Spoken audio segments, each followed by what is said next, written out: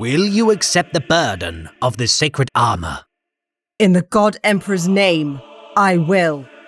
Will you wield these weapons, the Lance of Illumination and the thrice-blessed Heavy Bolter Fidelis, as the God Emperor ordained, with hatred and fury? In the God Emperor's name, I will. The candles flicker, and in the shifting light, the Pagata Mirabilis is alive with holy fire. Will you lead us to holy war, that all who stand against us shall perish by the bolter and the blade? In the God Emperor's name, I will.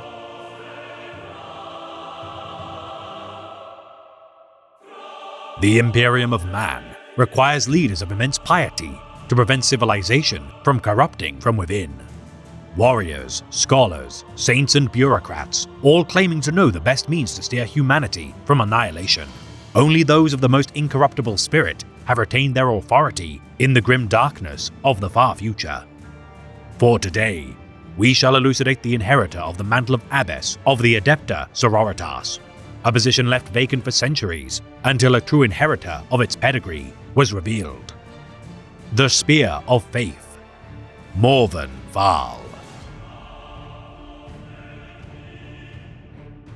For over 4 millennia, the position of Abbess Sanctorum was a tradition upheld with great scrutiny and penance, a role not given as reward, but rather a burden to those worthy enough to carry its weight.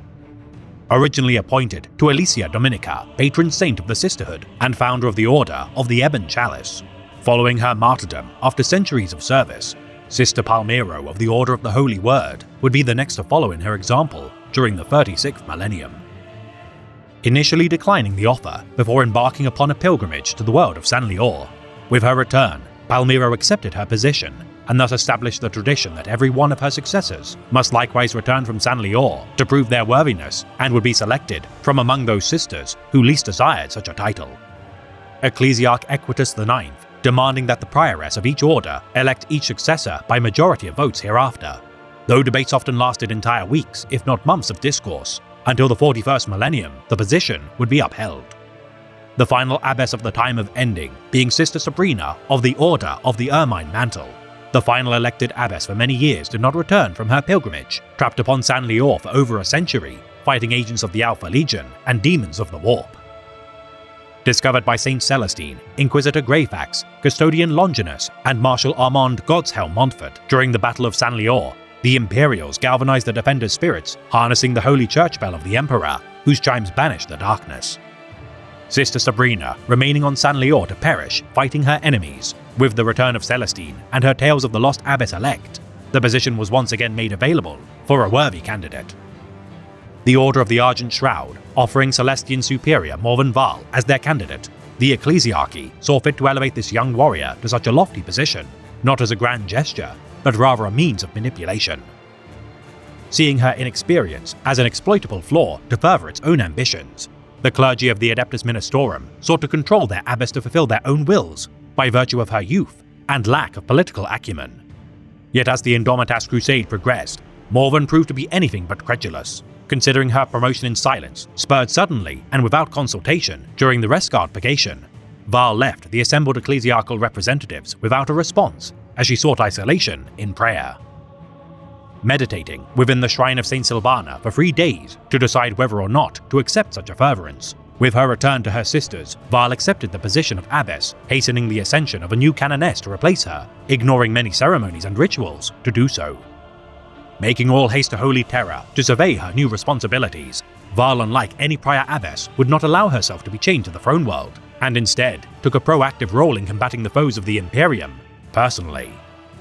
Refusing to wear ceremonial robes in deference to full battle plate when attending all meetings of the Holy Synod, each cardinal shriveled in the presence of such an uncompromising warrior, learning too late the folly of their actions in attempting to appoint a puppet as supreme leader of the Adepta Sororitas. Bolstering communications with each order under her command, following the mayhem wrought by the birth of the Great Rift across the stars, Vaal showed little interest in political maneuvering beyond those which could enhance her military command. Studying vast amounts of field reports from ongoing crusades whilst ignoring the assertions of incompetent priests of their own dealings, Vaal reorganized her orders to better relieve imperiled sanctuaries within Imperium Sanctus. Her idleness from war, causing Vaal to chafe, as inaction from battle continued to worsen her ire for politics. Lord Commander Rabute Gilliman, impressed with the gumption of the new abbess, further honoured Morven with her appointment as a High Lord of Terra. Treated with disrespect by her contemporary High Lords due to her lack of experience, regardless, within the ranks of this stodgy bureaucracy, Varl would find a kindred spirit in that of Captain General Trajan Valoris, who likewise revelled in proactively countering the foes of the Imperium. Clad in the relic Paragon warsuit known as the Pagator Mirabilis, this gilded marvel, constructed by the fabricated General of Mars during the 37th millennium, took 2 centuries to build, crafted from rare adamantium plating protected by potent energy fields. Gifting this peerless artifice of war to the Adeptus Sororitas as repayment for their salvation of the Forge World of Gain Quora. Only the most pious veterans of battle are capable of piloting its form without angering the machine spirit within.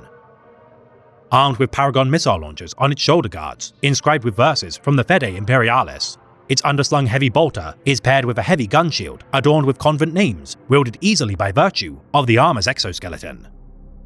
The Custodian Guard, gifting Morven with the power weapon known as the Lance of Illumination. This priceless armament, taken from the Imperial Palace's reliquaries, is prophesied to banish an even greater darkness than that which currently blights the Imperium in the years to follow. Yet with Morven's bequeathing of such a power, her mettle would be tested.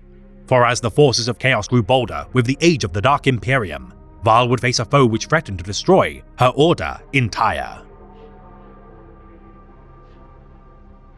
Amongst the first trials of Morven, following her appointment as Abbess Sanctorum, the cardinal world of Ophelia VII, though ravaged by the forces of the Tyrant of the Blue Flame, endured further catastrophe with the dawn of the 42nd millennium. Its domains burning by the hands of Kol Rakul, a Night Lord pledged to the Blood God. This nightmare which had harried the Sororitas for a millennia, defamed countless bastions of Ophelia VII's holy sites in search of a relic dear to his corrupted heart. The biological brother of Saint Athanasia, who had lived with him during their time cared for by one of the Adeptus Orphanariums, these 2 halves of a divided soul each inhabited great power. For whilst Athanasia bore a bright light within her essence, Kol Rakul nurtured a hollow space. The evacuation of the Orphanarium separating the 2 children, as the Sororitas made all haste to recover potential aspirants for the Order, leaving the boys and elderly to perish at the hands of the Sons of Curse. Only 14 years of age as he beheld the visage of his Night Lord abductors, Kol Rakul's violent urges would gain the notice of the Astartes known as Murphok, following his murder of Matriarch Savra in the midst of the erupting chaos. Offering Rakul death or rebirth as a sign of the Night Haunter, Kol naively believed his decision to join his oppressors was a chance to banish his fear forevermore, a debt repaid with centuries of slaughter made in the name of the 8th Legion. His vendetta against the Adeptus Sororitas galvanized with his duel against the ascended Saint Athanasia of the Sorrows. As brother and sister battled, though Rakul endured a blinding of his eye, which would bleed eternal, his axe did behead the form of his kindred. The light of the Emperor denying the Night Lord his prize as he reeled from the essence which fled from Athanasia's body. The Sororitas reclaimed her skull in the name of the Master of Mankind and interred it within a relic made to honor her sacrifice. Such a relic the prize to which Kol Rakul sought with his invasion of Ophelia VII. His men interrupted the procession of the triumph of Saint Athanasia in order to reclaim his sister's skull to adorn his trophy rack, reuniting their fragmented soul. Defended by the living saint Hestia, who proved no match for the death of saints, with her head impaled atop the Night Lord's grisly trophy rack, Prioress Illuminata organized every effort to prevent the relic of Athanasia from falling into the heretics' hands. Beheading living saints whose bodies did not live anew once felled. After centuries of toil assembling a warband large enough to crush Ophelia's defenses, word would reach Morven Varl of the Night Lord's invasion during a ceremony made to honor her ascension to Abbess. The High Lords of Terra refusing to aid her plight due to the Black Templar's garrison of the world commanded by Marshal Montford. Regardless, Varl secured the battlecruiser Lux Dominatus to bring reinforcements to Ophelia VII. Reaching the Cardinal World before combating the traitor's Vanguard-class cruiser, the Lux's Lord Captain, Abram Haraquis, ordered his crew to fend off boarding attempts, whilst Morven and her sisters made for the escape pods. As Dreadclaws burst into the hull of the Lux Dominus, its valiant crewmen gave their lives to buy Morven time, her panoply too large for available drop pods with so many cut off by traitors or too far to reach. Felling each Night Lord in her path until reaching the Cato delivery pod left over from the Space Marines' prior campaign against the Tyrant of the Blue Flame, Val and her sisters descended to reach Ophelia 7 as Lord Captain Haraquis ordered the overload of the Luxus reactor. The explosion of the venerated Voidcraft, destroying the enemy cruiser. Now with no means to escape Ophelia 7, Morven and her sisters fought their way to the Black Templars' position, commanded by Castellan Aemar Tancred. Warned that Marshal Montfort still recovered from an injury sustained during his defense of Ophelia 7, though Castellan Tancred bristled at Morven's insistence of diverting her own forces from Kol Rakul's stronghold above ground, Val and her sisters would strike from the subterranean tunnels below to rescue her already embattled kin. Her squad of Celestians venturing through the catacombs of the Convent Sanctorum before emerging to the surface. Each cultist in their way spewed mantras that the death of saints would reward them for each head claimed in his name. The Black Templars aiding Val's reuniting with her orders. Under advisement of Sister Superior Karem of the Order of the Bloody Rose, Val would search for Sister Elena Amaris, who had been present during the initial stages of the invasion. Having already faced Kol Rakul in battle, Elena had also exhibited the presence of the Emperor within her soul, his light repelling the twin-headed Helldrake abomination, which acted as the steed of the accursed Death of Saints. Her band separating in efforts to better deliver the relic of Athanasia alone. As a sister of the Order Hospitaller tended to Morven's minor wounds, Saint Helena told of her encounters facing the Warlord of the Eighth. Yet as Morven organized forces with Prioress Illuminata to resecure Ophelia 7, Kol Rakul located the skull of his long-dead sister and placed it in pride of place along the severed heads of once living saints. Val leading the assault of the Night Lord's stronghold across the expanse of the Way of Saints.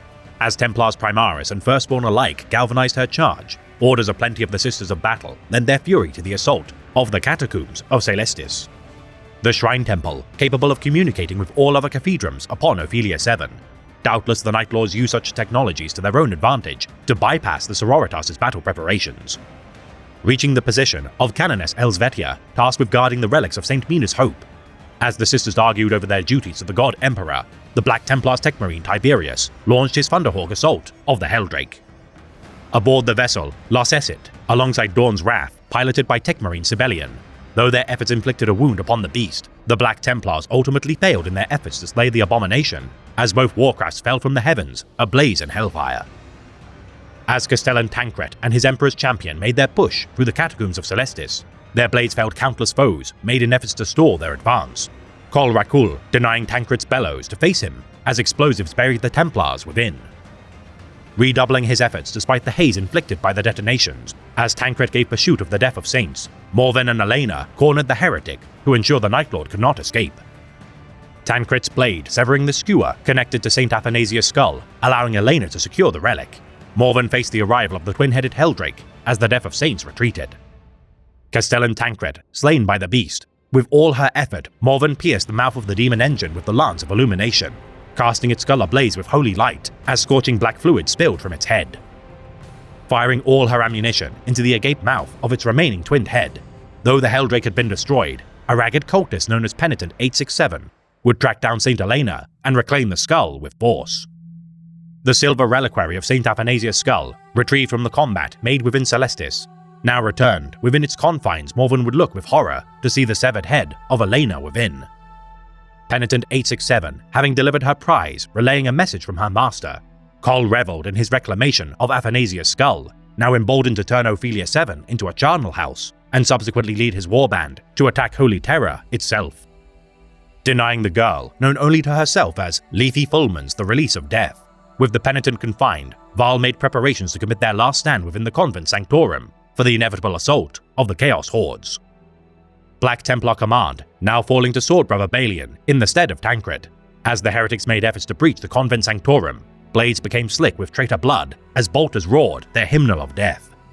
Brother Balian ending the life of a defiler, yet wounded by its explosion. The Death of Saints crushed his larynx with his boot before placing his head on the trophy rack and facing Morven Val in single combat.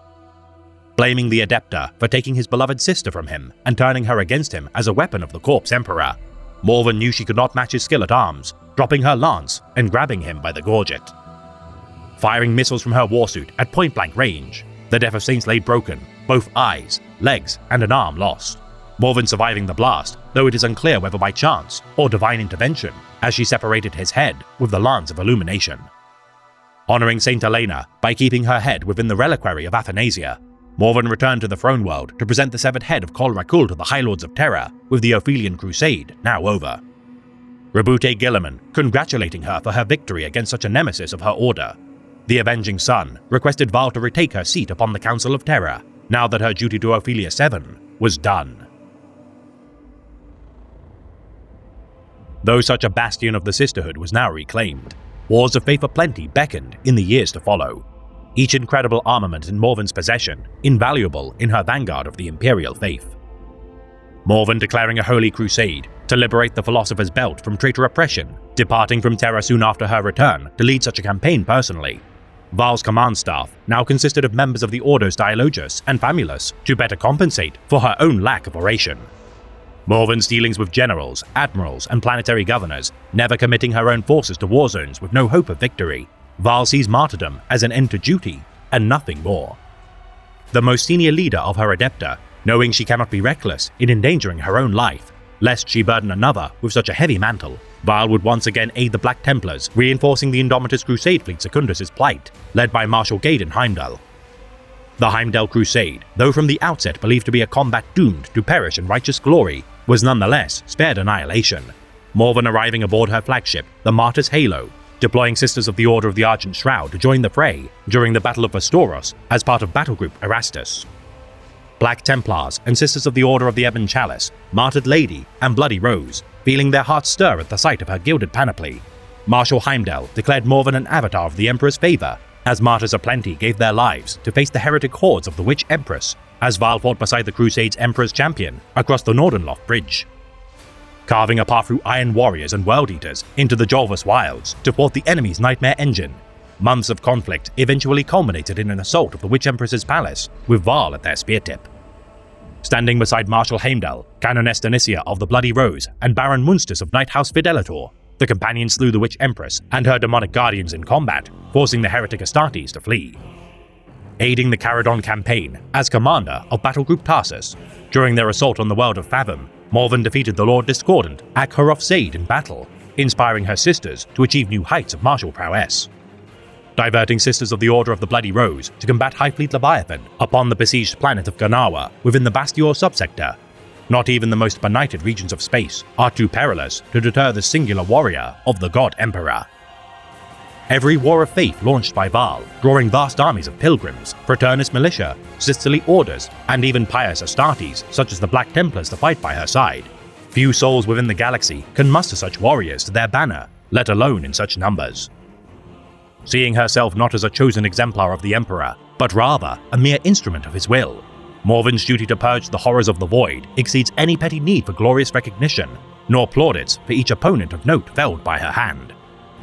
Hoping to one day eschew her position of Abbess Sanctorum once every heretic, mutant, and Xenos is slain, many doubt that she will return to her order as a line officer once more, with so many malevolent foes still harrying the stars. Enough! An impossibly deep voice booms. A huge figure unfolds from the darkness. Morven blinks as he steps into the light, his armor gleaming ultramarine and gold. The laurels of victory around his brow, the steady blue eyes, and the finely carved profile unmistakable. The Pagator Mirabilis falls to one knee, almost before Morven gives the command. My Lord Regent. Awe and wonder fill her soul. She is in the presence of the God Emperor's risen son, the closest thing to the divine on which she has ever laid her eyes. If he is here to deliver judgment upon her, then she will accept it without question, and count herself grateful for the honor. Rise, Morven Val. You have served my father well. You have my thanks for that. I have done my duty, my lord. Indeed you have. He lifts the rotting head from the table, turns it in his great gauntlets, and places it down again with a sorrowful air. The Imperium has need of warriors, but it also has need of leaders. You have proven yourself to be both. I would ask you to retake your seat at this table. Morven frowns as the warsuit lumbers to its feet. My lord, this council is a place for words. I serve the God Emperor best in holy war. As do I. Guilliman leans across the table, fixing her with his ancient steel-blue gaze. Which is the very reason I would have your voice heard here before you return to the battlefield. Grandmaster Fadix sinks back into his seat. My Lord Regent, This is a matter for this council to decide. It is not. I have asked the Abbess Sanctorum, and I await her answer. Morven hesitates. There she stands, poised on the threshold between two possible futures. Behind her beckons an Imperium at war, a life of battle and conquest in the God Emperor's name. Ahead is a chamber where wars are fought with words, where her greatest opponents will be those on her own side. She takes a deep breath, closes her eyes, and offers up a prayer for guidance. There is no answer, but then there never is. The decision, as always, is hers to make. I will serve as you request, Lord Regent. Morven takes her place at the blood-spattered table. Now, let us speak of holy war. This has been a tale of the Great Imperium of Man, read by the Remembrancer. Though Morven Vahl lacked the experience demanded of her position, her indomitable willpower and command of her kindred proved superior. The efforts to manipulate her as a naive pawn, a fatal error made by the ecclesiarchy. Seniority, though valuable, does not necessitate competence, for time moves on whether the subject commits effort to their tenure or becomes complacent in their duty. So do not underestimate the boldness of the young, for their fire is often necessary to bring forth prosperity. For no matter the plaudits or accolades of the old, none can stave off the inexorable erosion of time's decay.